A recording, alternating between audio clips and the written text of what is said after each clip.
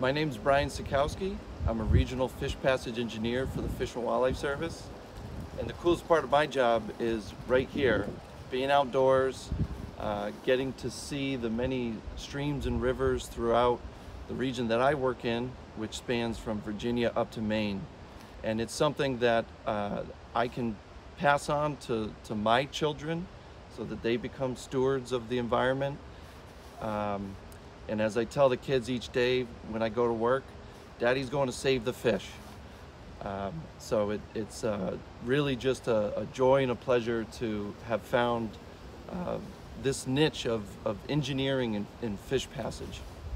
Nature Conservancy has provided funding to contract our group here in Rhode Island at small projects like this so that we can assist with the design of picket weirs like this, fishways, and other projects in the area. And it really assists in lowering the cost of these projects and helping to reconnect the rivers and streams in Rhode Island.